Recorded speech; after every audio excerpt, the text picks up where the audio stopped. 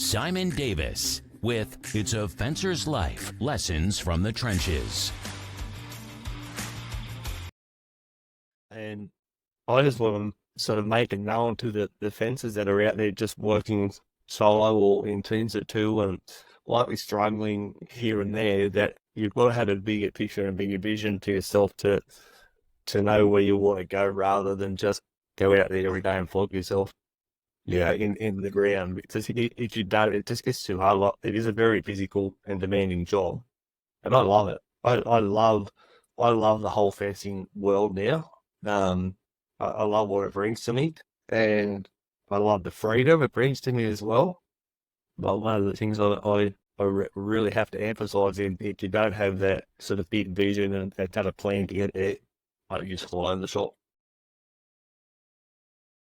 What is going on, everybody? Welcome back to the Fence and Deck Mastery Podcast. I'm your host, Alex Tanner, and also the founder of Fence and Deck Marketers. If you've listened to the podcast before, you've seen we're doing all kinds of different types of episodes. I've got a lot of clients that come on here. We have a lot of industry experts, and today that's exactly what we're going to be doing. I did bring on an amazing guest for you that is an industry expert, and somebody that I've met very recently in a place that is very far away, and it's, I think, the exact opposite time as it is here. But Simon is in Australia, and he's the owner of a fencing business called North Coast Fencing, and he also owns the Profitable Fencer, which is doing some great things. It's a fencing coaching group, which he'll elaborate on and do a much better job explaining here in a second. Simon, thank you for agreeing to do the podcast with me.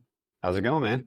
Hey, Alex, how are you, dude? Thanks for bringing me on to your podcast, and great to catch up again.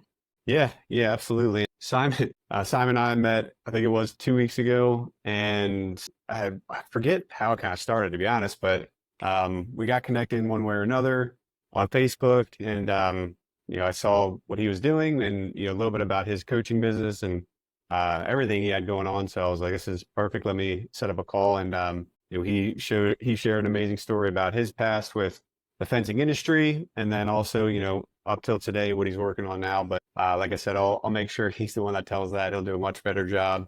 But he has been doing coaching and been in the fencing business for about 30 years. But Simon, if you wouldn't mind, could you just tell me a little bit, introduce yourself, tell me a little bit about yourself, kind of your story, the history that you have in the fencing industry, maybe a little bit about your fencing business that you have.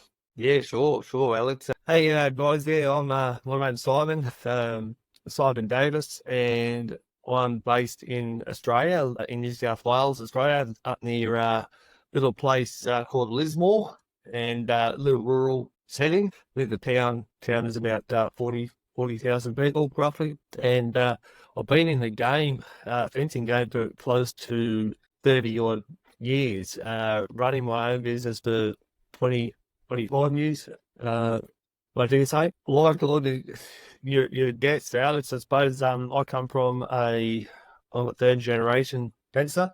My dad was a fencer, my grandfather, back in the day, and back in the day when they didn't have all the equipment and the tools, and had to do everything by hand, and that was sort of in the city, based Sydney, Australia, where they started doing a lot of project homes and things like that. So they were doing all timber fencing, old school style. And I moved to the country 30-odd years ago, and was working as a got married, had kids, did all the family stuff. But I was working as a maintenance man at a local hospital, and I couldn't survive. I'm trying to pay the mortgage, trying to pay the bills, and everything else on a government wage. So I started fencing on weekends, and it's really funny because as a kid, I used to get dragged to school, dragged down to school with my old man, and had to work on weekends, and carrying palings or pickets around. And in Australia,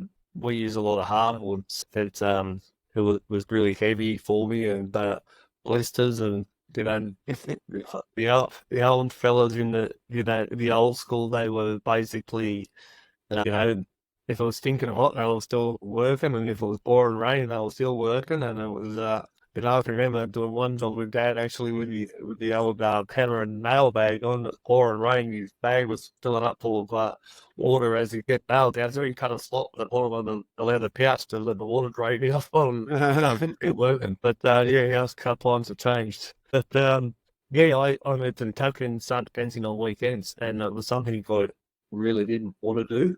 And I sort of fell into it. I realised that through the trainings that I had with my father and grandfather, the number two old dudes that were really hard to work with, especially if they're on the same site. I was joining in the middle of them. Perfect. Getting the old raw that to bring stuff to them on either ends of the job so they'd work on other ends, and it was yeah, fun times. Yeah, I started fencing on weekends and got myself sort of going, and I think back when I first started, I was doing a lot of colour fencing and colour fencing, steel fencing, like corrugated iron, silver, true deck and corrugated iron, things like that. So I started doing that, and back then my pay rate was $10 a metre. So that's what 3.5 feet, 2.3 feet, I think, the year was. So I was doing that, and as we were working through those parameters, there was like $10 a metre. I would do 50 metres a week back then by the end, and that would be more government wage. So I decided to leave and yeah, get out and have a crack on the own. Well, within a month, I was doing about 50 metres every day and a half, 2 days on my own. So I sort of just started building a business from there. And my business is called North Coast Fencing. We turned that into a company called North Coast Fencing and Contractors Proprietary Limited. And that ran as a sole trader, I was for about 10 years, and I've turned the company, ran it for about 9 years. Pulled up to a stage where I had about 20 staff, had about 10 teams of subcontractors running. We were in a pretty big way. Had no business sense whatsoever, just you go build fences. And so we took a few projects on that were making really good money, and then we put one on that was not so good, and we got absolutely smashed by a big client. They took nearly $500,000 out of me. Consequently, out of that, I had to fold the business, liquidate, and go through all the trauma of that. We lost our home, lost a lot of good friends that thought were good friends that were working with me, and basically had to restart the whole show again. This time, a lot smarter, a lot different. I reset up this time in a different business model. I did things completely different. I now have the Profitable Fencer running as a coaching business as well, teaching fencers all over the world to basically shore up their profit first, and now they do sales and things like that to actually make money rather than just go out and be holster if you like. And the big thing here in Australia, Alice, I suppose, it's anybody with a digger or a ute or truck, pair of scissor shovels and a crowbar and go out and start a fencing business. And there's not a lot of regulation around the fencing business here in Australia at the moment. So one of the big things, probably about 5 years ago, I joined a group called the Fencing Industry Australia, and it's starting to really ramp up here in Australia, and we're vying for a trade recognition, and that way we can then bring apprentices or younger kids into the construction game and teach them properly how to do not only fence, but how to run a business. That's where the Profitable Fencers that sort of come in. So just looking back quickly to the North Coast Fencing, set it up. Once we lost our home and everything else, I just went back on my own as sole trader in the holes on my son-in-law. I think he felt sorry for me. He came in with me for a little bit, and so he stayed. He was concreting at the time. He came in and stayed with me for 5 years, and I trained him up. And then he's just gone out on his own. And a couple of my old supervisors that I had, they'd come back to me, and we worked. One in particular has stayed with me for a long time, and we started building the business up in a different way again, to the point that 7 years down the track, I've just hit the $1 million turnover, and so to speak, with 3 of us. So, true workers. And then I've got some even better news. I've just had a big building construction company buy into me for 50% profit share. Paid me a lot for that. We're just about to expand into the full-on construction regime again from basically like where it was. We're setting it right up. We've just bought a big property. We're going to set a factory up again and a shop front and do all that again. So I've sort of gone full circle in the last 7 years, but it's been a 30-year journey, if I can say that. Yeah. Well, I'm glad. Well, thanks for sharing that story for one. You shared parts of it, the last time we spoke, and pretty amazing comeback story, I'd say. I'm glad things are going well. That's some of the news you just shared there. I hadn't heard. So, did all of that kind of happen within these last couple of weeks, or Yeah, it's been the last little bit. I've sort of kept the rats. It's been happening. I've been talking to this construction company for probably 4 months or so. Yeah. Maybe a bit longer, but everything's just come together in the last month. And, it's really exciting. It's actually going literally full circle for where I was, but so I'm actually going back into the same place, to the same factory where I used to rent, before, and it's quite surreal because this time I'm going back as the owner or a renter, the leasee. So we've actually bought the whole property, and we're moving forward that way. I've been really sort of working hard on picking the right people this time. I've really dialed in my hiring process, and that's been a big part of what I want to achieve, what my goals are in the long run. And I just want to sort of make it known to the fences that are out there just working solo or in teams of two and likely struggling here and there, that you've got to have a bigger picture and bigger vision to yourself to know where you want to go, rather than just go out there every day and flog yourself in the ground. Because if you don't, it just gets too hard. It is a very physical and demanding job, and I love it. I love the whole fencing world now. I love what it brings to me, and I love the freedom it brings to me as well. But one of the things I really have to emphasize is, if you don't have that sort of big vision and that kind of plan to get there, I don't just fall in the shop. Yeah, that makes sense. Well, kind of touched on this, but I mean, when you went from, your fencing business to creating the Profitable Fencer, I mean, can you kind of go into a little bit more like how that, I guess, what made you like decide to make the plunge and start a new business? I mean, was there anything where you just kind of like, you got back into, you started this new business, after your troubles you had previously, and you started to just realize, those hard learning mistakes, I guess, you made, you knew to fix them, and you just kind of thought you had a good system developed and you wanted to share that? Yeah,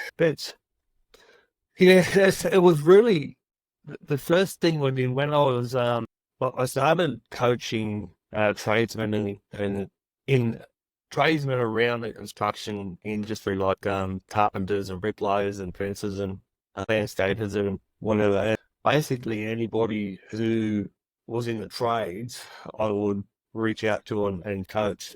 I started doing that before my business actually fell over, and what I found was, because I was going through such a hard time myself, I didn't have a lot of time to focus on the actual coaching. But I set up a Facebook group, and it was called the Tradies Bar at the time, and I started bringing tradesmen in, and they were all having similar stories and similar things that were happening in their life. They weren't getting paid on time. They couldn't collect money. They didn't know how to invoice. There was all these little things that just didn't add up. I said, "Oh, you're not going now. I've done that, and this is how I got around it." But then when I started to fall over, telling my story to the group was more of a mental outreach for me. It was more of this sort of happening. I didn't go to psychologists or anything else. I just telling them to, well, this is what's happened. It was literally written in a contract of mine that I was getting paid in rights, and that the company rigged on. And I went to barristers and I went to lawyers and I did all that sort of stuff. And it was like, yeah, Simon, you're going to win this case, but it's going to take 10 years and it's going to cost you 20 grand every time we go to court. We'll do that 3 or 4 times a year. and they're just going to drag you out till you got nothing left. And it was like, they've already dragged my cash flow out of me. I've lost my home. I'm here. I haven't got anything left. What else can I do? It was three hands in the air, lay down, or get up and fight and go again. So I decided to do that, and then I think in Australia in 2017-18, there was something like 20,000 small businesses went to the wall. Now, that may not sound a lot to your size of your country, but for a country of 20 million people, and small business is the backbone of Australia. We make up the majority of the economy. To see 20,000 hit the wall is bloody terrible. So that's basically, yeah, I said, right, I'm going to start again. How do I do it? And how do I do it better? That was the big thing. And I searched around for such a long time of how to some reset myself and how to reset the business. Now, how do I do things differently? I stumbled across a book called Profit First for Tradies. And Kate Griswold said she's been on one podcast, actually. That was another thing that I started at the time. Everyone was telling me that I've got the group and to get myself out there and to do the podcast. I started a Fencer's Life, lessons from the trenches. And I started telling my story of that. And yeah, I met Katie. She came on and we talked about a few things, and she introduced me to Profit First for Traders. And that's based on her development with a book by Mike McCallowich in America, and Profit First. And at the time, what sort of drew me to her was I loved Mike McCallowich. I read a lot of Mike McCallowich's books, his business books, Up Planner. So I've got 2 or 3 of the other books, and some of his analogies of sort of growing a business like an agricultural plan was sort of resonated with me. Well, I couldn't understand it. Whereas I used to read a lot of other business books, I just couldn't understand them. I just didn't gel. So I started this whole Profit First business and set my business up in a different model. And now we're more profitable than ever, and based on 2 or 3 fellas, so we just at that $10 million mark. I think we're about 6,000 off it with the month like that to run before our financial year finishes, and tipping the scales of making. I think we're averaging about 40 to 50% gross profit at the moment, which is something I've never done. Yeah. So yeah, I just keep honing in on the little steps that we're going, and I keep remembering one of the big things I really have to check myself on is I keep wanting to fall back into what I used to do. And because that was so common for so long, and I was just work harder. And I was like, I want to work harder and more, getting too old. My body hurts too much, so I'm going to work a lot smarter. Yeah, so I've just set up a lot of processes and protocols, and basically I then started the Profitable Fencer and wrote a video course there. I used to do that on a 12 monthly basis, and I've sort of brought it down there to reducing just extended 20 weeks. There's a heap of templates, there's a video. I think there's 12 sections in the course. They go for about half hour, from the basics of the fundamentals, then all the way down to an exit strategy and systems, and how you can probably get out of the business if you want to get out of the business, do it in a good way where sort of the full bank's balance, also than that just getting rid of the tax man, or doing what we see a lot of fences do is they work all their life and they just shut their business down because they retire. And there's like, well, you've done all that, you work 50 to 70% of your life, and you've had this asset all the way through, and you just shut it down. Why not sell it? Why not get it to a stage where somebody can take it on, or you have that legacy for it to your kids if they want to take it on. So, yeah. Well, and that's been something I'm really passionate about, the fencing business, and moving that around now. With the Profitable Fencer, I have a Facebook group. I think there's 1,800 fences in it from locally at the moment. Yeah, so there's a lot from America and Canada. There's it's called the Fence Toast, the group. So for all your listeners out there that want to join that, click over and have a look. But yeah, it's just basically like to give you an idea of the different or the vast range of experience. In America, I think you guys have about 40,000 registered fences. In Australia, that's in your population, 230 million or whatever you've got over there. In Australia, we have 23 million. We have 4,000 registered fences. So there's a really big difference. Really, one of the big things I've seen a lot in the fencing industry, and I don't understand it, but if you're doing well, somebody wants to sort of block your feet out from under you. They want to look at your work. They want to criticize your work. They want to bag you out, and it's so critical. And it's like, why not help each other? In this industry together, there's so much work around. So why not help each other, elevate yourself, and become better? And that's what I'm trying to do. Yeah. Have that abundance mindset. I feel like we're all, at least definitely the case for me, almost like you're pre-programmed to not have that mindset, where you just think like, oh, if you don't get something or if you get something someone else will lose. When in reality, like you said, there's plenty to go around. And there's really nothing productive about destroying somebody online, just like ruin. Yeah. I don't, and that's so normal these days. I mean, it just blows my mind. Like, one, why would you bother doing that? Like, why would you just like criticize someone that much? And two, why do you have the time to do that? Why are you just using all your time to do that? I see it all the time in some of the other groups. I'm a member of a lot of groups, and you'll get a newbie come in and ask a question. And one of the big questions I see in Australian groups is they'll ask for rates. How much are you charging for this, and how much are you charging for that? And that's a bit of a shortcut to obviously just don't know how to charge or how to work out what their rates are. Or sometimes it's just to gauge themselves if they're in the market. The market will tell you whether or not you're whether you're on the money, because a lot of the lottery rules, they won't expect you too near, they won't, and if you're too low or you don't perceive to be type of business that they just won't buy from you.